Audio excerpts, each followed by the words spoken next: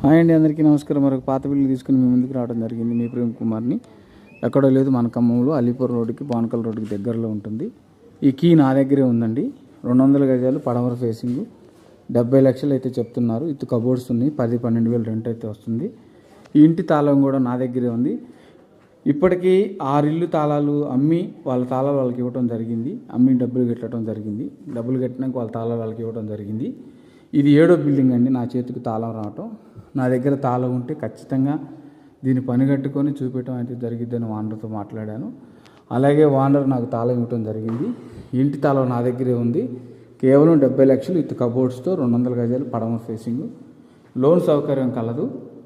ఎవరు డైరెక్ట్గా వచ్చినప్పటికీ సరే నాతో కన్సల్ట్ అవ్వాల్సింది ఖచ్చితంగా చెప్తున్నాను. తాళం నా దగ్గరే ఉంది. ఓనర్తో కూడా అలాగే మాట్లాడటం జరిగింది. 200 గజాలు పడమర ఫేసింగ్, 70 లక్షలు అండి. కూర్చుని మాట్లాడుకుంటే ఏంటిని మీ సొంతం చేసుకోవచ్చు. తాళం నా దగ్గర ఉంటుంది. రండి, చూడండి.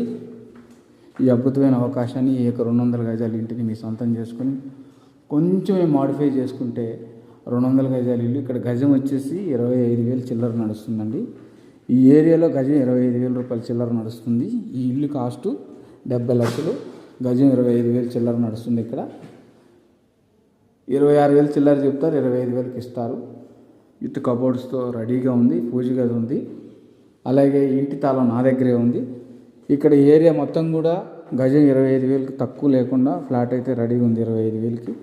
ఆ చొప్పున 200 గజాలు లెక్క వేసుకొని అన్నీ కూడా మీరు 10 ఇయర్స్ ఓల్డ్ బిల్డింగు కూర్చొని మాట్లాడుకొని ఈ ఇంటిని అయితే మీ సొంతం చేసుకోవచ్చు. కీ నా దగ్గరే ఉంది. 200 గజాలు, 70 లక్షలు. ఇక్కడ ల్యాండ్ కాస్టు గజం 25,000 రూపాయల చిల్లర అయితే ఉందండి. ఈ అవకాశాన్ని వినియోగించుకొని రండి, చూడండి.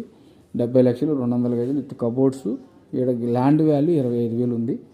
కూర్చొని మాట్లాడుకున్నట్లయితే తగ్గిస్తాను. కస్టమర్తో డైరెక్ట్గా కూర్చోబెట్టి మాట్లాడటం అయితే జరిగిద్ది. తాళం నా దగ్గర ఉంది. రండి, చూడండి అండి. ఈ ఇంటిని మీ సొంతం చేసుకోండి. మీ ప్రేమ్ కుమార్ని.